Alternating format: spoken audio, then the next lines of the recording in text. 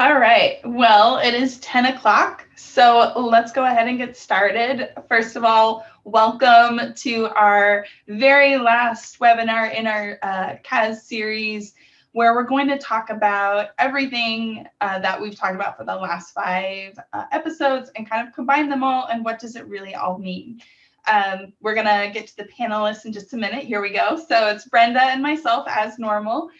We're still here, and we'll be interviewing Tony Benorni, who is out of our Kalispell office. He's our Director of Audit and Accounting, and Drew Reich. Did I say it right? Riker or Rieker? I always say it wrong. And he's a shareholder out of our Missoula office. And if you attended our first series or our first episode, you will notice that we have our same guests back to join us to talk more about what it all means.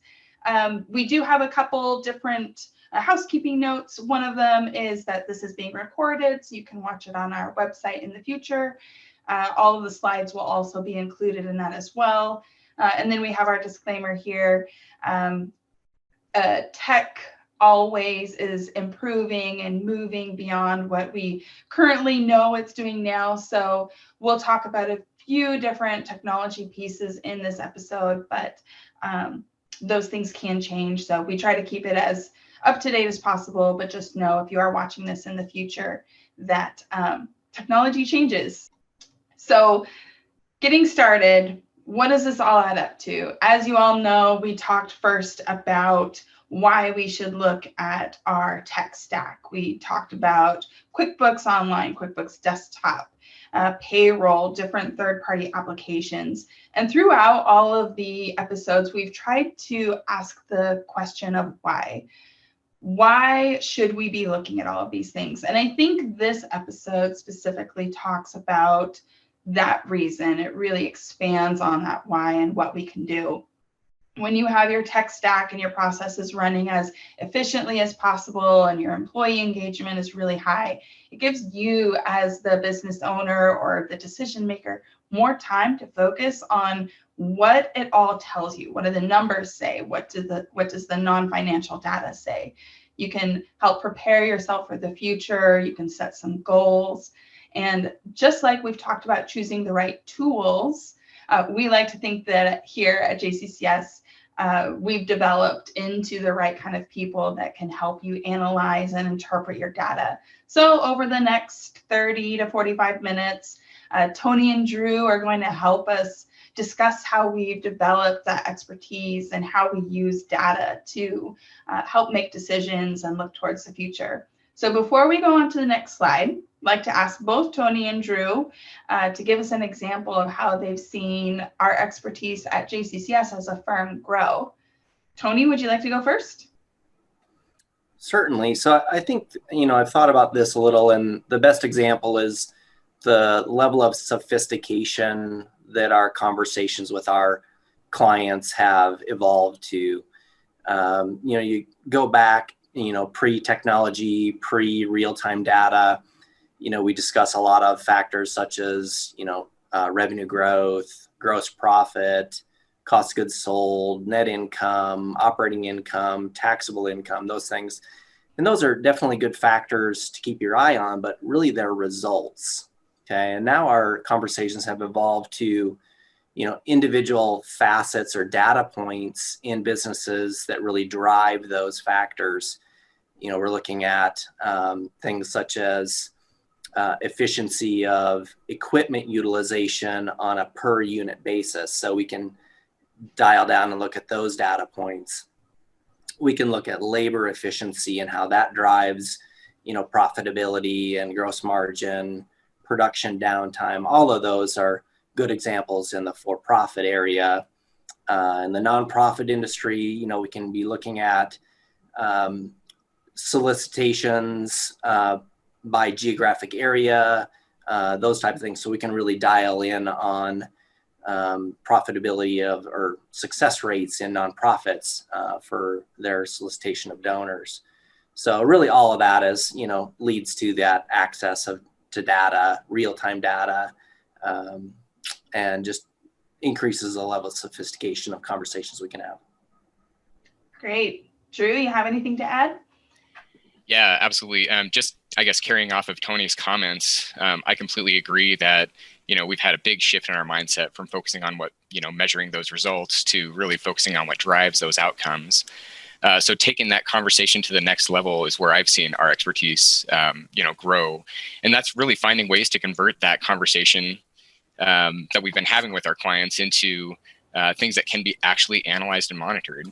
So basically, like, stepping back and trying to help develop a process within the business owner, or within the, the manager, or the business owner's business, so that they can go through and measure and monitor these types of things that have been identified that drive the outcomes of the business. And I know today we're going to go through some of those tools and methods that we've been using to, help accomplish this.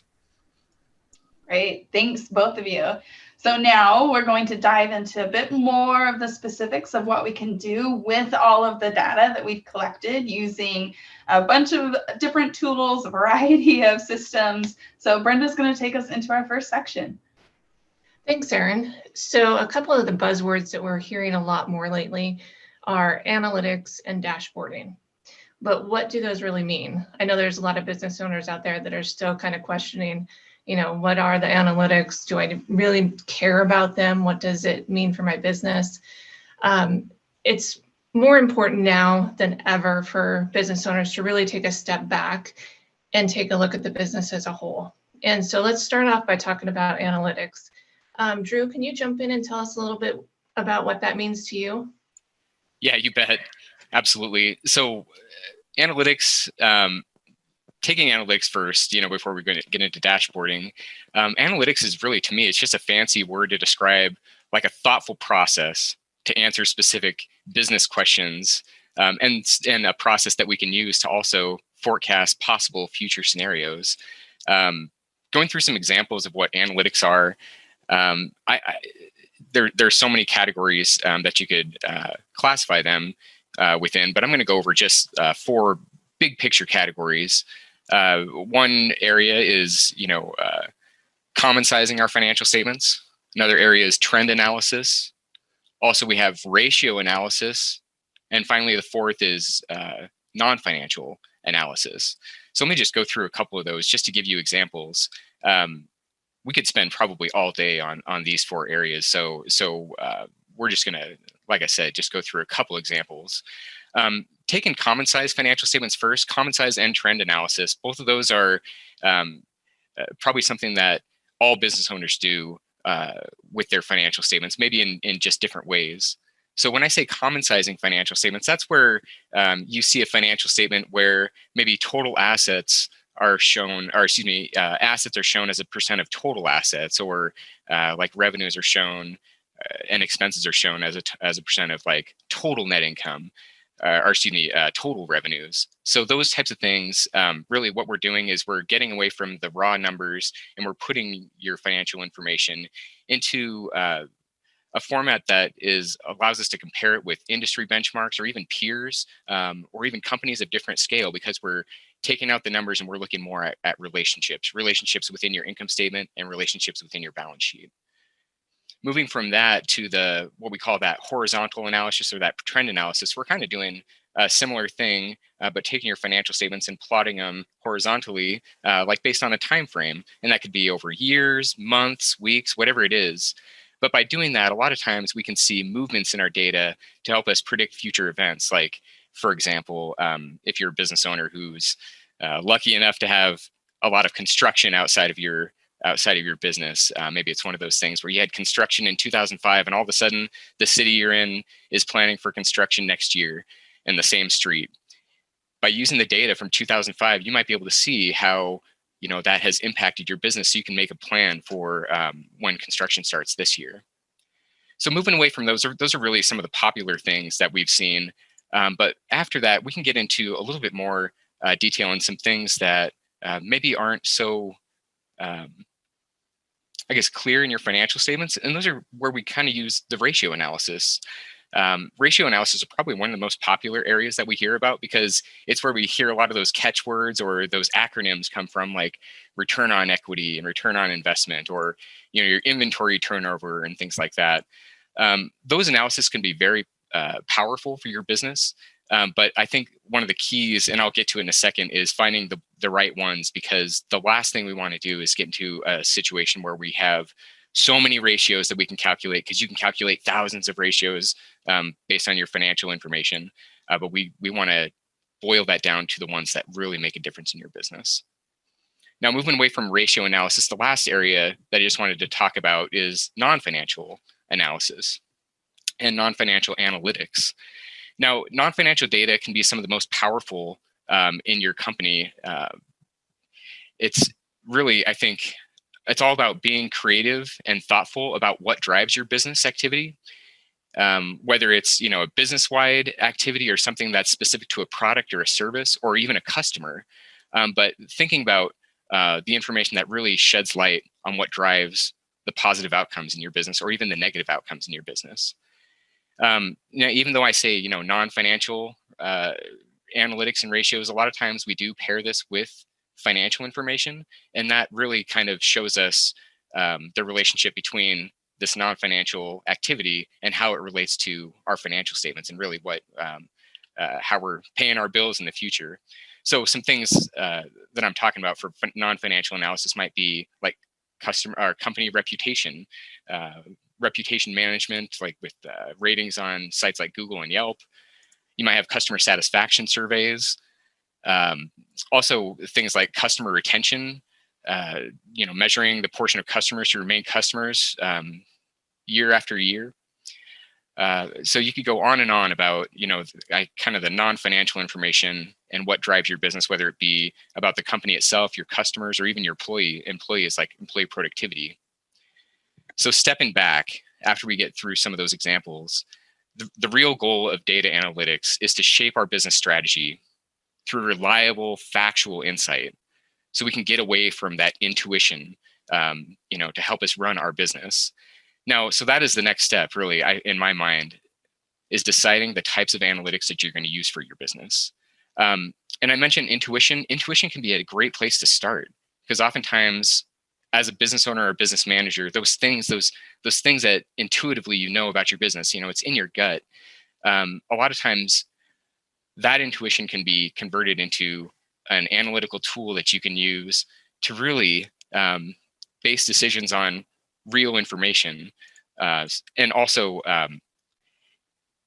moving on from, using your intuition to develop some of those things, you can reach out to industry or trade associations if you have one of those for your business, because those can oftentimes provide valuable insight into the common types of analytics that are specific to your type of business. Basically, what I'm trying to say is you don't have to start from scratch when it comes to analytics. I think that's a really good point, Drew. And a lot of business owners and managers don't think about or even know about is that there are these resources out there, and you can find the information to benchmark your business against pretty easily. So that's always a really good thing to look into. So taking this to the next step, how do you look at this information? What is the best way to present this to yourself, your board of directors, your management team? We love using dashboards. It's a great visual tool for us, for our clients. It takes all of this financial data and puts it into a visual form that's quickly and easily read. The best example that I have of this is for the nonprofit sector, where you're dealing with a board of directors that often will turn over every couple of years or more frequently. You're getting a lot of people that are very good at their area of expertise, but maybe that's not the financial side of things. If you're using a dashboard that's a visual representation of the numbers, that's one way that they can quickly jump in, learn what's going on with the business. We've just found some really great success with that. So I wanted to ask Tony about the tools that he has found successful in building those dashboards. Yeah, great. So dashboarding, it's very common buzzword now, and many software vendors, you probably see it in your own businesses, have embraced dashboarding. You can see we've got a couple examples of some common dashboards that you get with various softwares. So I'm going to talk about really three basic types of dashboarding and key performance indicators. That's really what we're putting on these dashboards, are the key performance indicators that drive your business. So we've got three main categories. One is internal dashboards that are built into accounting software. This is basically what you see on the screen here. It's fairly inflexible. It's generally programmed into the software. Sometimes, depending on the program, you have a little bit of direction in what you can choose to see on the dashboard as far as main categories, but generally it's going to be limited to what the software provider has programmed in there. So it might be an accounts payable speedometer, or maybe it's a revenue by category speedometer, or horizontal chart, something like that. So it'll be fairly limited data, but it should be high level information. The next one typically used is some type of a spreadsheet or an Excel self-developed tool. So here we're exporting data out of our accounting systems into some common format. If you've got a high level of sophistication within Excel, you can build dashboards and templates where you have a common import and it shows up in a very visually appealing dashboard. The problem with that is twofold. Is one, you do have to have a high level of experience and expertise with Excel and formulas and extraction tools. Also, you have a high risk of human error. You can spend hours looking for an error in a formula, or not even know that there is an error in a formula, and now I'm interpreting data that is flawed. Although I think that's probably one of the most commonly used tools, is that Excel or spreadsheet type of analysis or dashboard. It's just widely used and we're comfortable with it. But as we progress more to some external tools, and we use a tool called Fathom. So this is kind of that next level. You can customize some of your key performance indicators. You can customize your dashboard, and you can really refine into what are those things that really move my business. Okay, so this is where you can get some real movement on your analysis. I talk about externally linked tools like Fathom. We talk about real-time data because depending on your accounting solution and its integration with whatever this KPI tool is, we're looking at this dynamic integration. So in theory, if you've got a cloud-based accounting system and you've got a cloud-based dashboarding system, those things should talk in real time. And I use the word real time loosely because there are certainly points in time in your monthly accounting cycle in which data is more reliable. Okay, and it also depends on what factors you're looking at. So there are some factors that are going to be good to look at on a day-to-day basis or a week-to-week basis, and there are others that are just going to be no good unless you've gone through a certain percentage of your month-end close. That way your data is reliable and comparable to whatever you're benchmarking it against. So we talk about real time, but you got to know what real time really means for the data that you're analyzing. So really those are the three main tools that are out there. Your pre-canned that come with your software, your self-developed in a spreadsheet, and then you got your third-party plug-in applications like Fathom that will plug into your accounting software. Great. And one of the things that I really enjoy about the externally linked tools that are a little bit more flexible is that interactiveness of the discussions you can have with the client. If you're looking at, say, your trending AR over the last 6 months, you can quickly adjust that period and you can pull in different departments. Another thing that I've seen that the dashboards makes very easy is consolidated financials. So if you're looking at, maybe you have an entity group of 5 different companies, they're all, maybe they're all fast food industry, you can consolidate those to look at them as a whole. So you're not pulling all these spreadsheets together to try to mold that information into one big picture for you. You've got that quick view of everything. Yeah, the power of that, that cloud-based tool is immense. And until you really see it, it's hard to fathom. But I mean, if you go to the Excel template of something you're talking about, I've got to build another analysis. So I've got some time to build that new analysis. Whereas in a very powerful KPI dashboarding system, it's literally 2 clicks of a button and half a millisecond, and you've got a new set of data. So very, very powerful. Did anybody else have anything to add before we move on to forecasting? All right, so I'm going to turn it over to Erin to jump into how we can use that data in the future. Perfect. So analytics and dashboards give us a great representation of historical to current information. We, like Drew mentioned, the trending gives us, we can track the historical movement of our data points. But there's still the need to look forward. And I think we've learned that over the last 8 months is we need to be looking forward.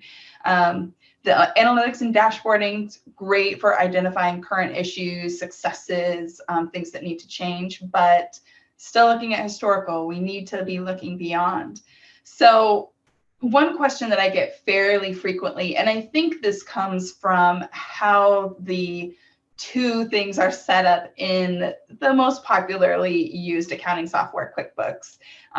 What's the difference between forecasting and budgeting? Because the systems make it seem like it's the exact same tool. It looks the exact same. You pull reports that look the exact same, but there's two different purposes for those. So Tony, would you mind going a bit deeper into the difference between forecasting and budgeting? Sure. I look at the difference between the two as really what is the objectives or the goals for each task. A budget, it's typically a management tool to determine how you did. It's a look back. It's always prepared in advance based on best information you have at the time. And really its primary objective is to help management evaluate outcomes. Whereas a forecast should be kind of this living, breathing model that's ongoing. Typically, you would not update a budget unless you've got a major impact that makes that budget irrelevant anymore. But generally, you would not adjust your budget based on how you performed month to month. That's just not how a budget should be used. But in a forecast, you should be dynamically changing that, such as if you've added a new staff, now you've got more capacity to produce, those kind of things. Or you might have, some government regulation that changes, allows you to operate at a higher percentage in the COVID era. So those are things in a forecasting model that you should be dynamically changing. Great. So forecasting lets us run different scenarios using some past numbers to determine what those eventual outcomes may be. Is that kind of a boiled down version? Yeah. Perfect. So shifting a little bit to discuss future planning, I don't think there are too many people out there that could have predicted how the pandemic would affect each different region of the state and the country so differently. But now that it's here, we've lived in it for the past 9 months, we're able to look back and see how it affected our business, our region, and look at how it's comparatively how it's affected other regions and other businesses in that same industry. Then we can prepare for the future.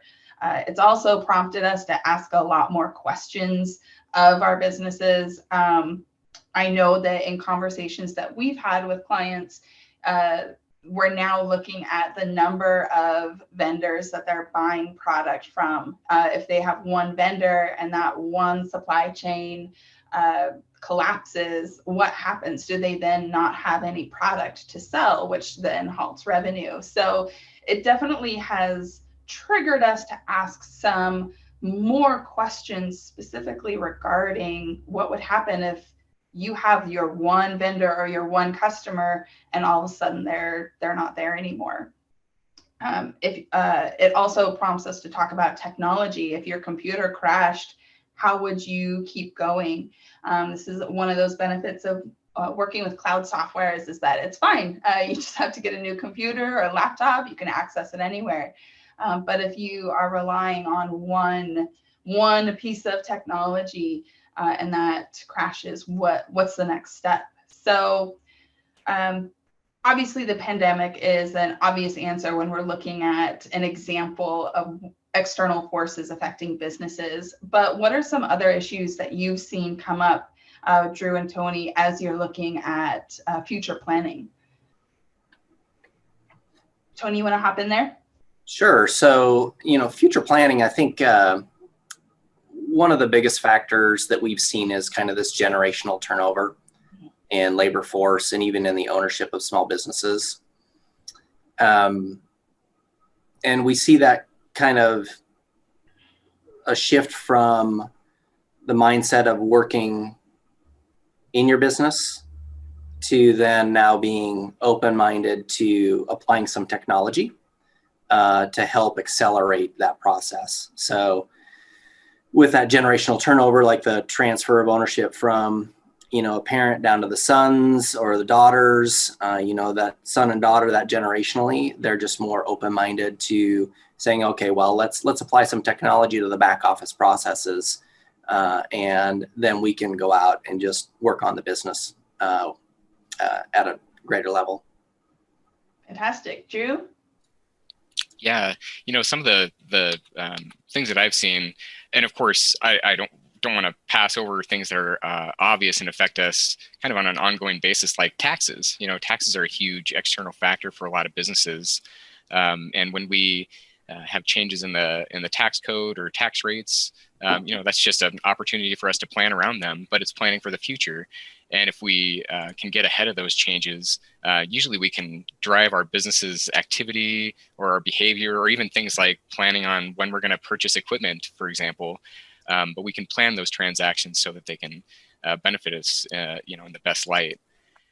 Other things too, just as you mentioned, Aaron, regarding like disaster planning and kind of planning for things to go wrong, the what ifs. I think one of the biggest things that I've been seeing lately is companies trying to figure out what they need in order to what kind of capital they need, like what kind of cash they need on hand to make sure that they can make sure to be able to pay their bills, their employees, their vendors as months go on, especially when there's potential decreases in business activity. And the pandemic was a perfect example of that.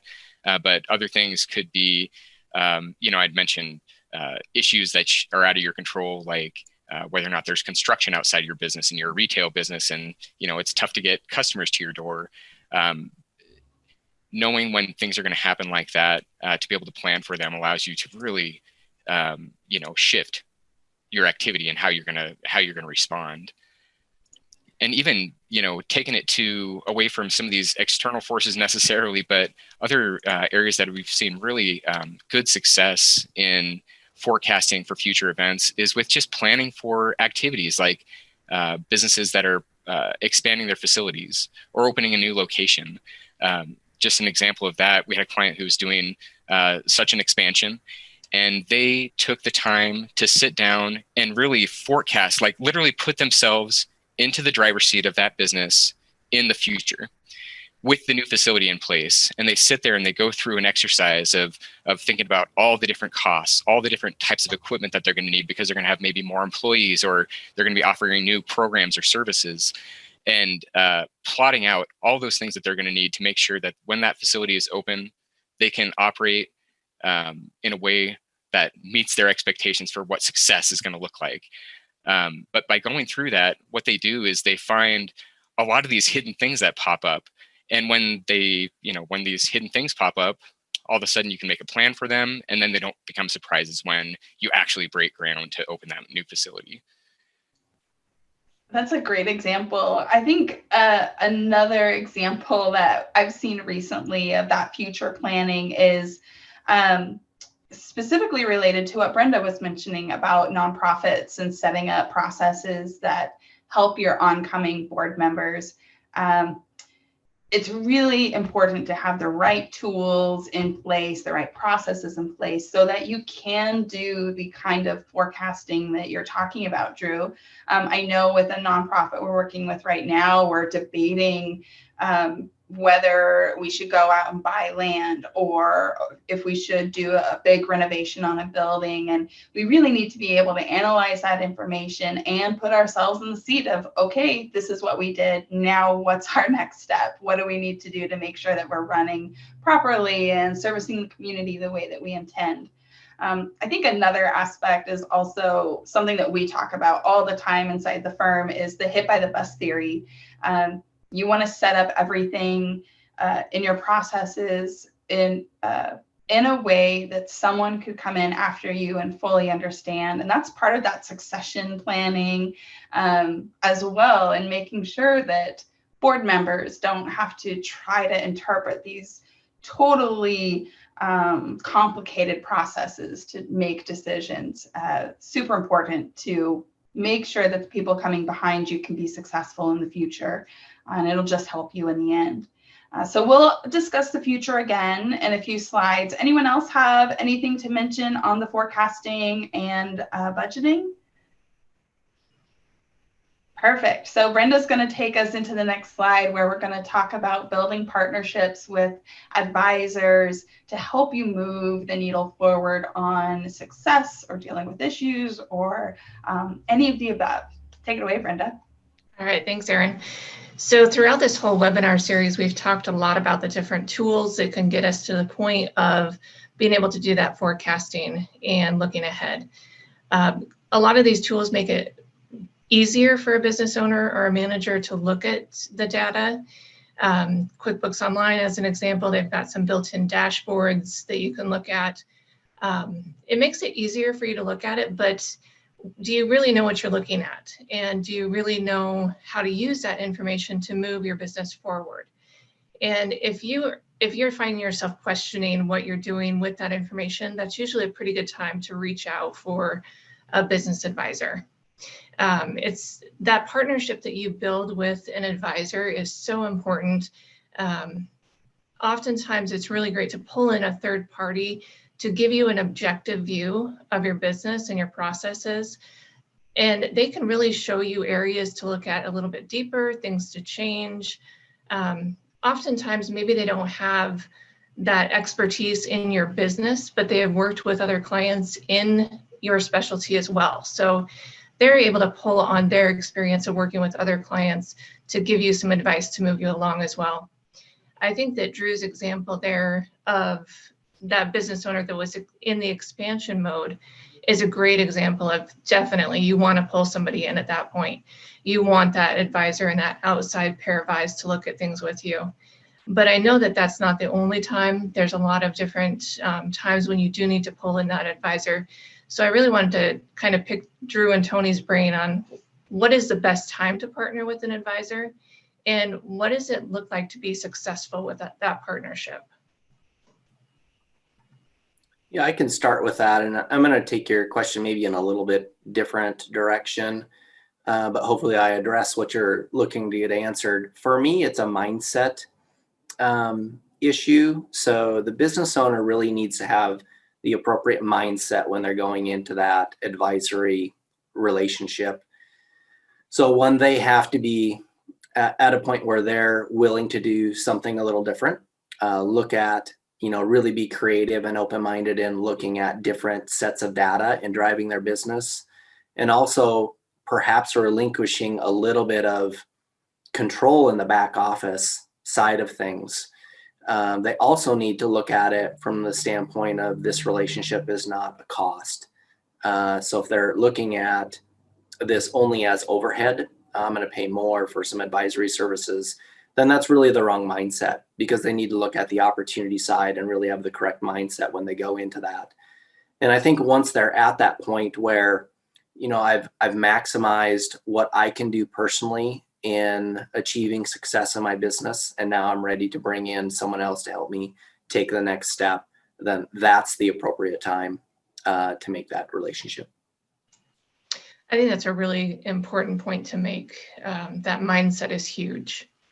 especially for some of these business owners who've been running their own small business for, 15, 20 years. Giving up that control is hard. But when you can put it in terms of a successful future, it's definitely worth the effort to do. Drew, did you have something to add? Just a little bit more on the traditional side. I know we've all heard this, but I guess from my perspective, I think really all business owners and managers need to have some kind of a partnership with a business advisor, because it's that old adage of, when you need help, you don't want to make it worse by not knowing where to go, because time is always of the essence, especially when we have a decision that we need to make or an issue at hand that we need to resolve. So not only does this advice, I think, follow for business advisors, it should also apply to your other professional suite or your cabinet of professionals that you need in a business, like an attorney, a banker, insurance broker, etc. I think this really applies to all of those. Now, like, success in my mind, I think, can take various forms and scales.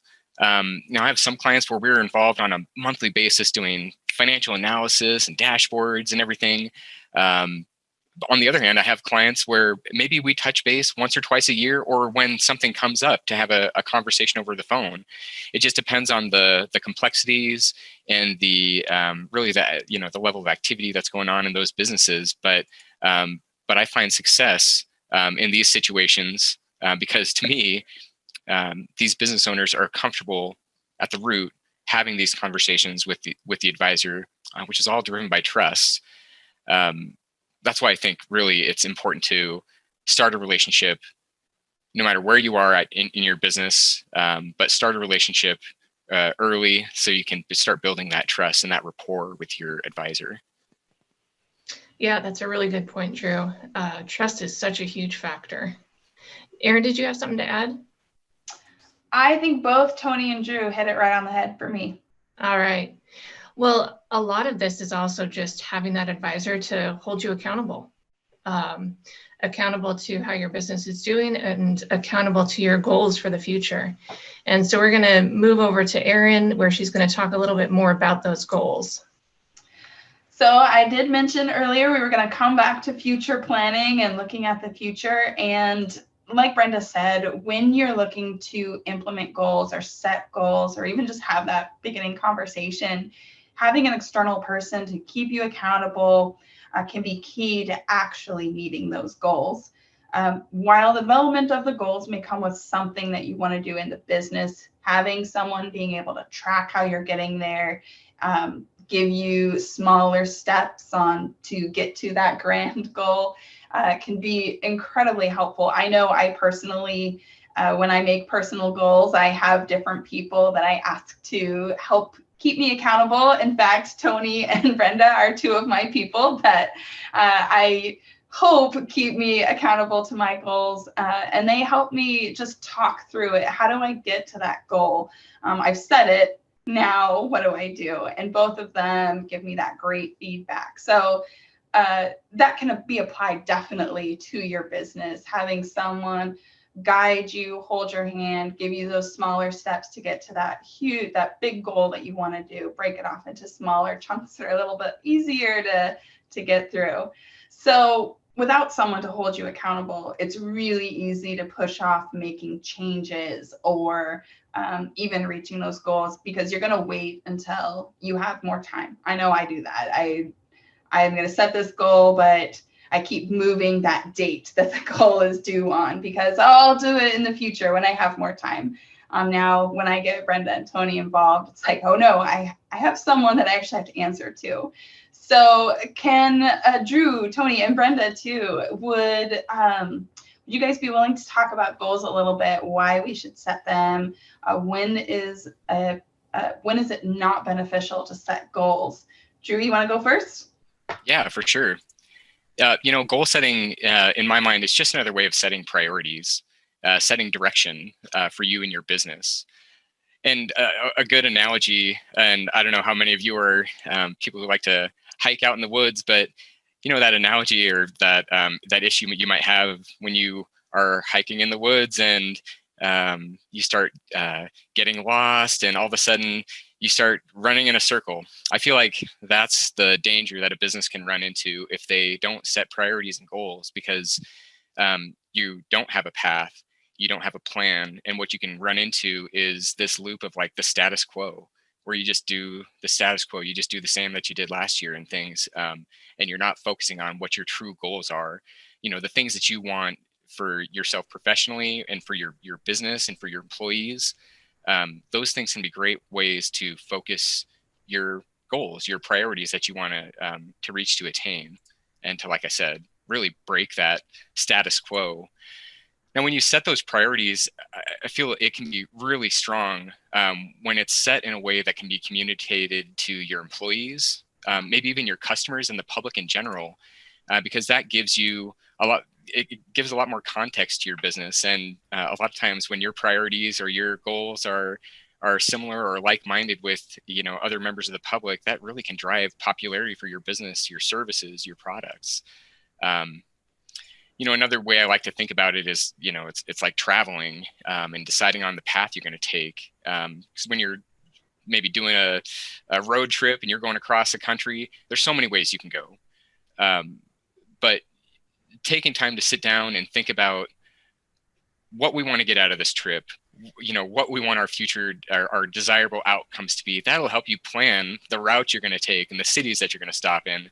And so that it's no different for your business. And when it comes to those goals, I know we've all heard this, and Aaron, you mentioned a lot of these things too, but we just need to make sure those goals are set in a way that we can actually measure ourselves off of them, and evaluate and monitor them. So they need to be quantifiable, specific, realistic, with a set timeline. And again, once they're set, we need to make sure that we monitor and hold ourselves accountable to the results. So it is a big thing. And really part of your question too of when should we not make goals? I really can't think of a situation where goal setting is a bad idea. It just might be a smaller goal or something that's less complex depending on your situation. But really, I think goal setting is something that's important for everybody in all businesses, just in some scale or of another. Great, thanks. Tony, you want to add on to that? You know, I don't have a lot to add there. I mean, that was such a comprehensive answer on goals. If, you know, we see a lot of businesses that just come to us once a year for maybe tax return preparation, and the results are a mystery to those business owners. And those are folks that, you know, are just so inundated in serving their customers that they have no opportunity to set goals. And, you know, we would just encourage those folks to find those small little benchmark goals along the way, and that'll just help their day, you know, help manage their workflow, help manage their expectations. So that's really all I had to add. Great. I think in my question about the when is it not a great time to set goals is more kind of talking about Tony's mindset in talking with an advisor. Is I don't think you want to set goals that you aren't going to achieve. You know, your ones that are far and beyond anything that you can reach. You want them to be real, and having that mindset of, okay, I might have to give up a little control so that I'm not doing all of the day-to-day stuff. Like Tony said, you have to take a step back, have that mindset. I'm going to give up a little control, but it's going to help me get to that goal. So just a little bit more background on that question. But talking about goals and what they can be, goals obviously don't have to be financial in nature. I think Drew did a great job showing us that. And we've talked a little bit about non-financial information now, or in our last slide, and how it can be very beneficial. I think this is not just connecting with the numbers, but also your goal may be a non-financial goal. I know I have a goal to talk to every one of my coworkers in my department once a week by phone call or Zoom call. That's my goal, and I'm doing pretty good at it, hopefully.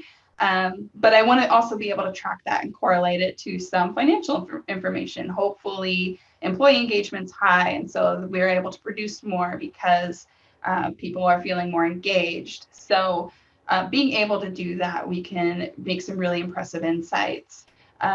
Drew, do you have some other examples of how non-financial goals can be used? Yeah, just a couple.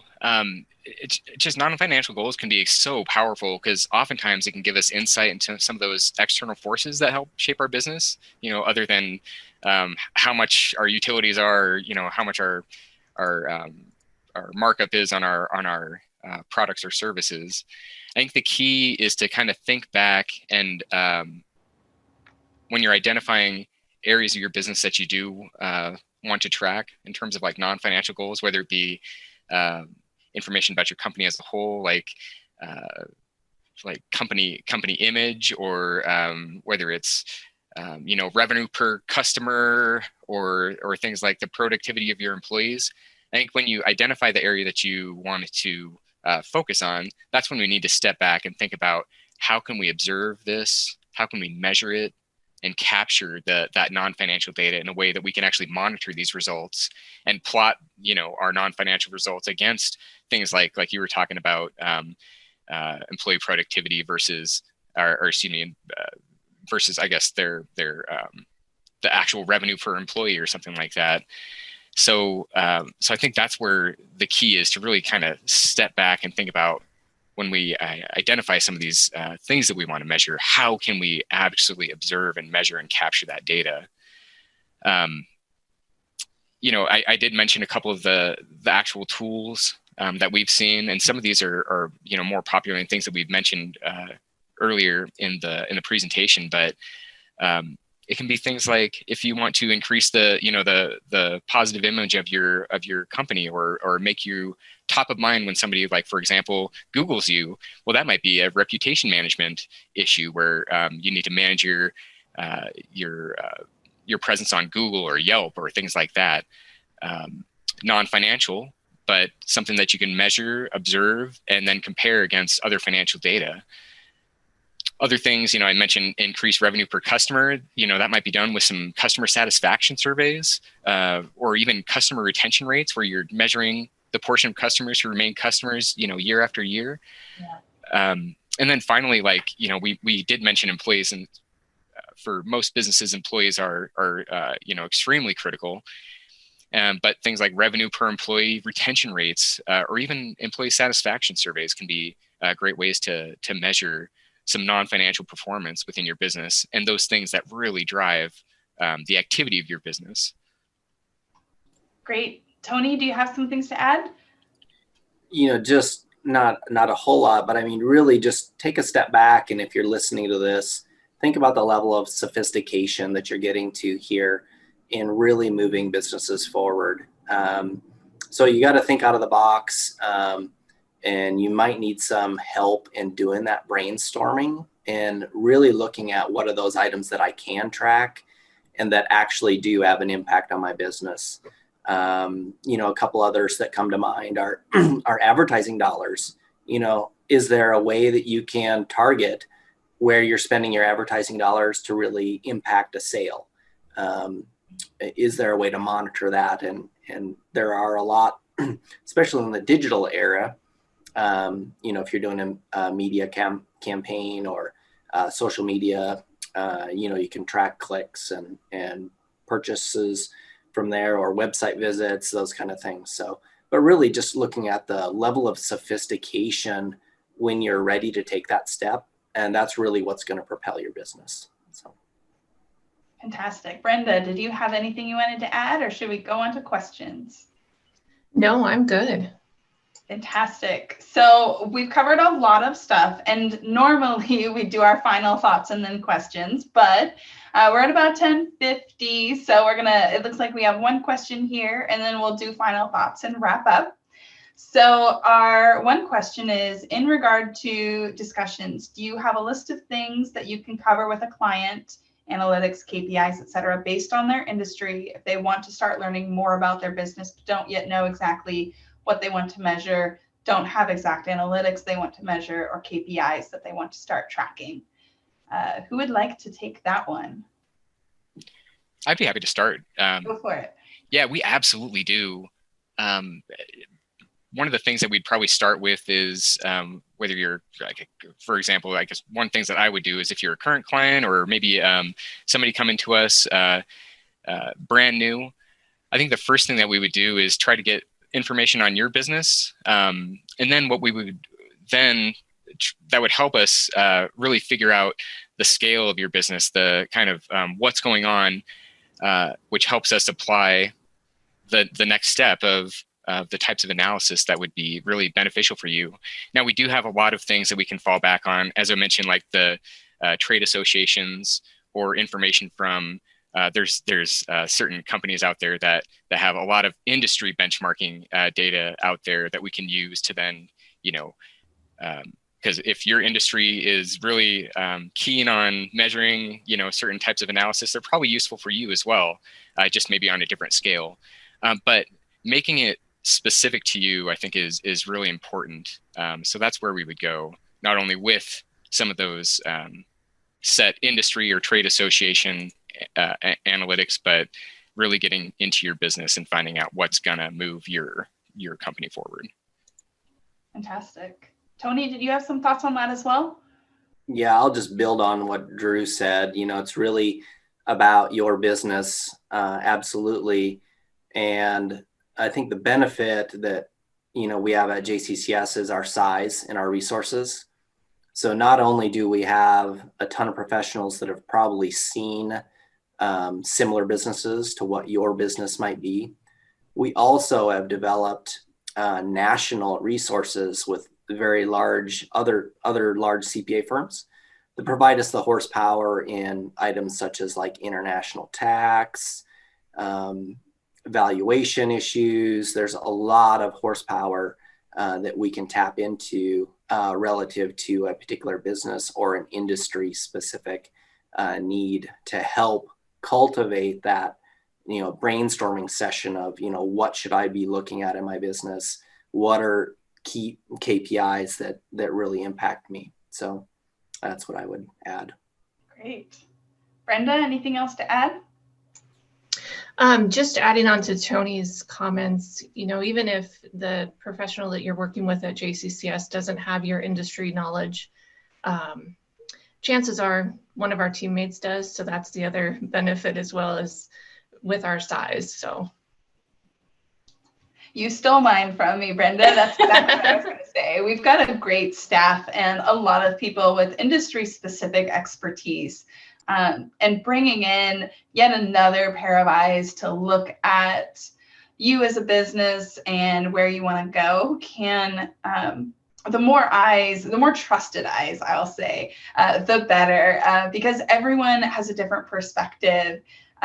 Just like here, we have 4 people on this webinar because everyone has a different perspective of each question that we're asking.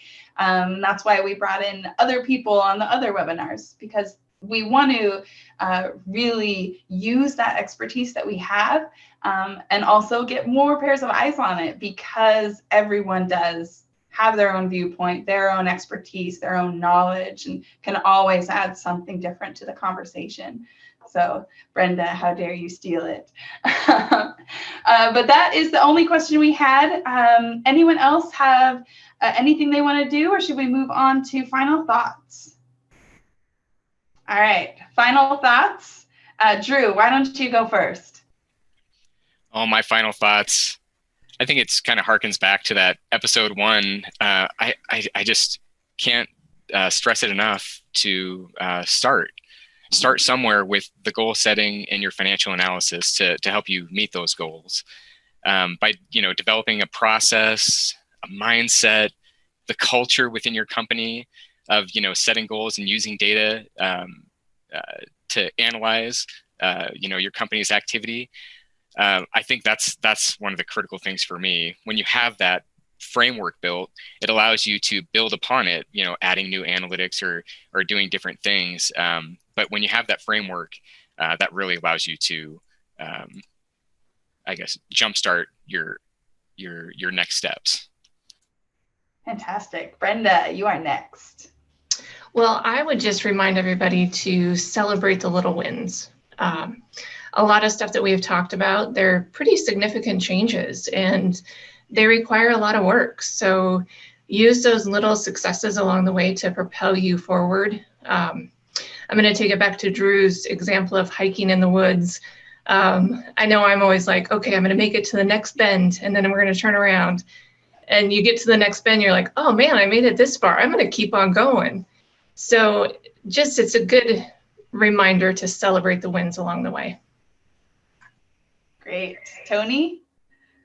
I think my final thoughts are more on that mindset piece and change management. I think one thing that we can all agree on is that change is constant. And if you can approach your business and your day-to-day dealings with that open-mindedness to change management, you'll be more successful, and you can manage that within your company culture, within your personal day-to-day realm, and just embrace change management. Great. And I think my final thought is kind of tying all three of yours together and tying all of our episodes together. Started off at the beginning talking about just getting started, getting the right people in the right seats, building that culture like Tony mentioned, and then moving on to developing your processes, making sure that you have something that will work now and can be adjusted for the future as you move forward and as we continue along. Then looking at your tech, what you're using. Are the tools that you're using actually benefiting you? Are they actually doing what you want it to do? And bringing in your employees and encouraging that employee engagement. So I think we've talked a lot about everything, but like Drew said, it all comes down to the very beginning and just starting, taking that first step, making that first phone call or emailing someone to talk to about these kinds of things is kind of my final thought. That's the thing that will get you into motion. It starts the ball rolling and it will continue on from there. So we are just a couple minutes early. It's 10:57. So if anyone has any questions, wants to talk about any of this or any of our previous episodes, please don't hesitate to reach out to any of us. We are happy to have the conversation and just start that conversation and what that scenario or engagement might look like for you as a business owner or decision maker. So we put our email addresses on the screen, and you can always call whichever JCCS office is closest to you. Thank you, everyone who attended. Check out our website. We've always got news on there. We're on Facebook and LinkedIn. And thank you all for attending. This was really fun for us, and hopefully you all enjoyed it. Yeah, thanks you guys, and have a great day. Thank you. Thanks. Thanks. Yeah, thank you.